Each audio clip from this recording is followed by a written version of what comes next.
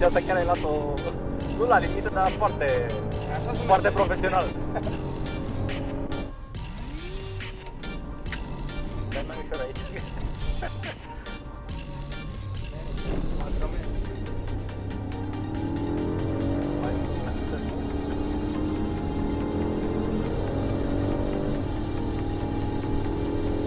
Și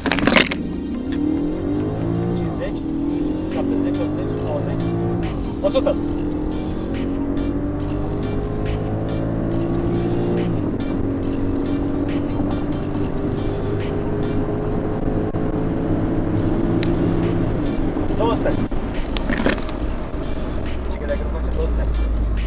Nu vedeam că e așa lung.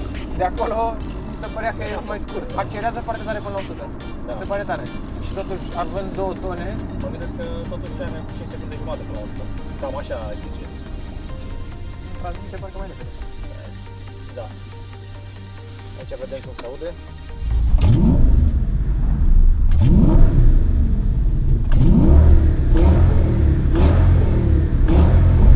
E o bijuterie, mă. Vezi, la 4000, nu mă lasă, cred că 4000. Ai văzut? Acum ca să ții tot. Vezi, asta e mișto la 4x4, pune bine puterea la... Da, le așează jos, spune Da. Am mers în ultima vreme mai mult pe M6, știi? De la imediat. Dansez cu el. Da, și frânele, uite. Da, oricum, frânele ceramice, în momentul în care se încălzesc, sunt top. Da, corect. Știi când le simt eu cel mai mult? La, de exemplu, la o frână la 160 la oră. Pui o frână la 160-170 la oră. Corect, acolo simți diferență. exact, da. Ok, hai să o conduci tu. Hai. Cum ți se pare? Uite, avem consum de 20, chiar am resetat. Onest.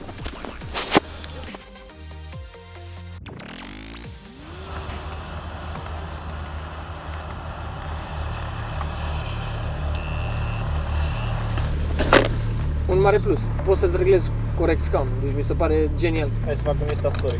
Chiar merge Insta? Am văzut că și acolo bagi. Ia uite aici. Da, deci putem să avem o șosea numai pentru noi. Direcția iar funcționează foarte mișto. Ce mi se pare iar foarte mișto, fiind un motor aspirat, e modalitatea în care schimbă treptele de viteză, le schimbă târziu. Da, știu că le schimbă târziu. De asta și Țuțuianu zicea, dom'le, trebuie să schimbi tu puțin înainte din padele. Nu mă simt ca într-o mașină de 2 tone. Că e mai, îți pare mai freșnează, Da. nu? Motor, confort, frânare. Da. Până la urmă despre asta e vorba, nu? Ce e nașpa, ți-am zis, luminile, pentru că e tehnologie veche din 2007 și interiorul, că e puțin outdated, dar tot arată bine, cu carbon, cu astea. Sunt de părere că în principal în momentul în care vorbim de o mașină ce are o linie clasică, indiferent cât timp trece, ea o să rămână în permanență în parametri optimi. Da, și destul de întreținută, știi, adică nu e, să zici că e zgâriată.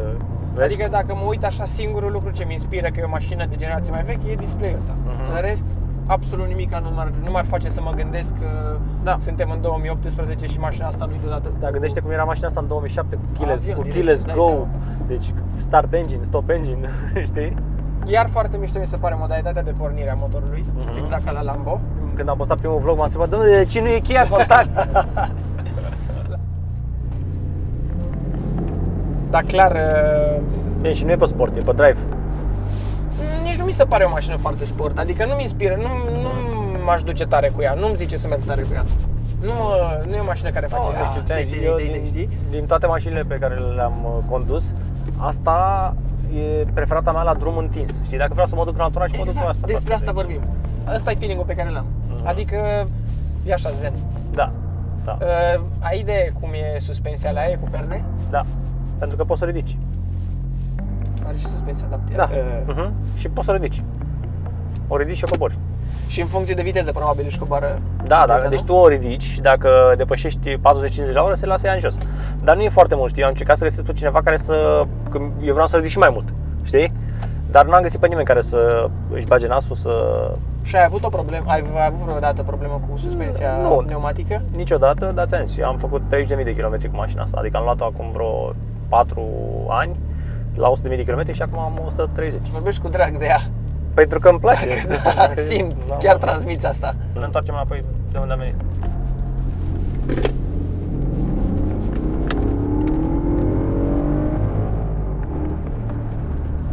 Ai văzut, ai accelerat, acum ai frânat, adică e... Așa se vede, merge și... Uite că te lasă și... Ba, nu te lasă. Am crezut că te lasă să frânezi cu stângul. BMW te lasă să frânezi cu stângul. Da? Asta nu te lasă. Mhm. Îți stai în gazul. Da? Da, Simte, nu? da. Are grijă de tine să nu te mori.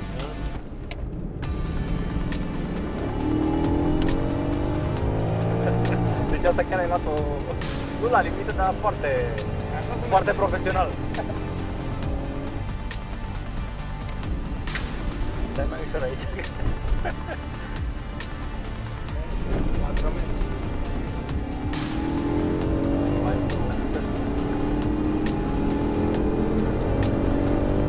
E o plăcere să mergi afară. O plăcere mai mare decât M6, pentru că M6, deși e mai rapidă, nu e atât de confortabilă, știi? Aici suspensia asta pe aer, n-ai treabă. Uite, acum deja parcă simți zici că se întinde, așa, știi? Când începe și... Și în spate ai o grămadă de loc. Păi, în spate la M6 ce vrei să ai? niște sacrificii acolo. Da. Până la urmă, cred că asta și urmărești la o mașină când te gândești la o mașină de genul ăsta și mi se pare o alegere inspirată când te orientezi în direcția asta de o mașină sportivă, dar totuși să aibă și valențe de eleganță. Cu Da. asta poți să mergi oriunde, mai puțin pe circuit. Și pe circuit, am dus-o pe circuit. Dar nu merge. Bine, nu merge să faci performanță, Da, da. dar poți să o duci pe circuit. Câți dintre cei care se uită la noi sau câți dintre oameni au nevoie de o mașină care să o ducă pe circuit? Nu, clar, Adică, nu au nicio asta e legătură. toată chestia, știi? O sesiune de circuit, schimb frânele, Da, asta e nasol. mai ales după palierul ăla de viteză, când pui frână acolo în capăt, e gata. Au ieșit scântei din asta din zic. Chiar au ieșit scântei, știi? Că am pus camera la roată și am văzut că au ieșit scântei. Îți dai seama că nu e ușor să oprești 2 tone.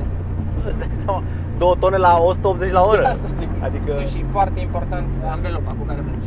astea sunt Pirelli. Dar sunt cam destul de folosite așa. Având în vedere că nu e singura mașină pe care o am, îți dai seama, nu poți să stai să le pui la toate cauciucuri de Absolut. iarnă. La... Trebuie să ai o mică vulcanizare. Da, pe X5 am cauciucuri iarnă și pe Cadillac. Am un X5 M50 diesel, 381 de cai. Genială mașina. Mi se pare cel mai șmecher motor de la BMW, 3.0 diesel, Și merge și tunat. Poți să scoți 450 de cai din el. fără stres. Da. Băi, că ai văzut materialul cu BMW alb, Da. 3 litri Da, da, diesel, 520 de cai scoți. Seria 3 ăla, nu? Da, chiar. După aia încă o chestie foarte tare ce mi s-a părut și inspirată, eu chiar asta ți-am scris la un moment dat, acum ceva vreme, mi s-a părut foarte inspirat că ai băgat-o în materiale pe Nelly. Jur, deci mi s-a părut o alegere Dar foarte nu e inspirată. vorba că a fost inspirat, e vorba că ți-a zis, eu fac exact ce simt. Nu mă gândesc, băi, ce să fac eu ca să fac view-uri? Nu, frate, eu fac indiferent ce. Da, fac de la Nelly Kent, da, de la Polestar, până la istoria ultimelor 5.000 de ani. Și la asta e blogul, l-ai văzut, lucram cu Ionuț acum. Da, Nelly, știi cum a fost faza? Am zis eu, bă, tu ești Polestar? Știi că mi-a scris pe Instagram. Și am zis, tu chiar ești tipa asta? Chiar ești Nelly Kent? Zice, da, păi bine, hai să facem un vlog. Adică o discuție pe bune, fără chestii regizate. Legat de asta, că m-ai întrebat tu ce a contribuit la creșterea canalului meu. Eu, de exemplu, dintr-un material de o oră, eu fac un vlog de 15 minute. Și chiar oamenii vor să dea skip, știi? Și de-aia tu trebuie să dai skip pentru ei. Corect. Adică elimini, bă, ce asta, e vorbărie, vorbă goală, gata, mai să o scoatem. Nu, Corect. lasă doar esențialul. De exemplu, ăsta cu Nelly Kent Așa. are 335.000, Durată medie de vizionare 31%, și asta înseamnă 6 minute, 57. super șmecher. Mi se pare foarte Da. tare. $148 să și arătăm ca să nu... Deci Super. cu videoclipul ăsta cu 300.000 de vizualizări am făcut $148. Puțin. Da, dar e decent. Puțin, dar Întrebarea e e decent. următoarea. De ce diferă atâta de mult în funcție de material Da, suma de bani pe care o primești? pentru că depinde de unde sunt vizualizările și câți oameni au dat click pe reclamă. Uite, la asta cu Ferrari, $162. $162 pe câte vizualizări? $162 pe 396.000, 400.000 de vizualizări. Cam ăștia sunt banii care se fac în România. Singura problemă e că cheltui mai mult prin... Da, Dacă și de plătești asta, un om și de asta, corect. De asta trebuie să-ți facă plăcere ceea ce faci, că dacă nu-ți face plăcere Gata, și o păi faci n-ai pentru bani, Dă-i știi? direct. Bă, Andy, vreau să fac și eu YouTube, că vreau să fac și eu bani. E o alegere greșită asta. Îți dai seama. Sunt YouTuberi care trăiesc numai din așa ceva. Pe bune. Adică gândește dacă E fac greu să cred. 1000 de dolari, păi fii atent, fac 1000 de dolari de pe YouTube, da? Plus încă 1000, 2000 din promotion Da. și faci 3000 de euro pe lună, ceea ce e decent. Tu cât faci pe lună din YouTube? Depinde. Eu cam în principal urmăresc să fie undeva un 5-600 de euro pe lună. Mă adresez unei nișe bune și urmărite. Sunt multe colaborări care aduc bani, dar tot așa, variază în funcție de lună, în funcție de evenimente. Eu cu Ionuț facem primul videoclip, îl facem pe gratis pentru Da, am Alex văzut Irian. că lucrau acolo, Da, cum da. ți-a părut videoclipul? Foarte mișto. Și mi se pare impresionant câtă muncă și omul din spatele videoclipului e foarte pasionat de ceea ce face. Da, adică eu și Ionuț. Da. Dar Corect. te-ai înconjurat de oameni ce iubesc ceea ce fac. Da, Pentru doar, că- doar cu Ionuț deocamdată. Mai vreau să colaborez cu încă un editor, pentru că avem foarte mult material. Și nu poți să faci față. Da, îți dai seama, adică deja mai am un vlog filmat cu un Golf, mai am cu M5-ul, mai am cu Bila. Da. Ai văzut, adică Aseară, deci chiar aseară. istoria Universului, adică sunt foarte multe materiale pe care n-am timp să le editez. Și de asta am făcut primul videoclip l-am făcut pe gratis și următoarele videoclipuri, cine vrea un videoclip o să facem 100 de euro, 200 de euro, 300 de euro, adică ceva gen foarte ieftin, Corect. știi? Ce așteptări ai de la canalul de YouTube? Bă, n-am așteptări, eu niciodată nu spun în vlogurile mele abonați-vă. Deci cred că Nu, n-am nu nici e măcar vorba un de vlog. asta. Da, nu mă interesează numărul de abonați pe mine, știi? Pentru că e mult mai important numărul de vizualizări. Degeaba ai 600.000 de abonați dacă 10.000 de video. dacă ai, să zicem, doar 1.000.000 de views pe lună, știi? E foarte Corect. puțin. Și de asta nici nu zic oamenilor. Pun chestia aia cu subscribe la sfârșit, dar nu le spun oamenilor, abonați-vă sau ceva, știi? Merg întotdeauna pe ideea să fac ce-mi place și dacă îmi place asta, o fac acum, dacă nu o să mai îmi placă, I move on și nu înseamnă că trebuie să fac YouTube toată viața, știi? Am înțeles. Adică Dar totuși să aduci o... trăiesc clipa, știi? Carpe diem, știi?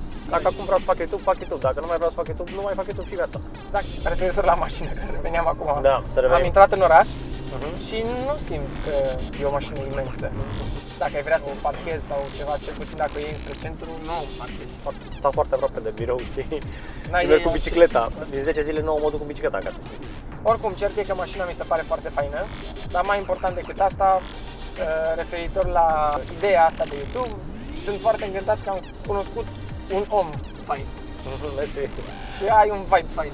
Primul vlog pe care l-am văzut de la tine a fost ăla cu 10 mașini perfecte pentru Gold Digger Andy Popescu. Amanet auto. Cât crezi că am luat pe mașina asta la Amanet auto? Ai fost să întrebi? Nu, dar trebuie să mă duc. Ok, ăsta a fost vlogul. Lăsați-ne un comentariu, știți foarte bine că noi citim toate comentariile, ne facem timp, ore în șir, citim toate comentariile, nu răspundem la toate comentariile, dar le citim pe toate. Și spuneți-ne cu ce mașini vreți să mai facem vlog în comentarii. Ok, bye! Ciao, ciao!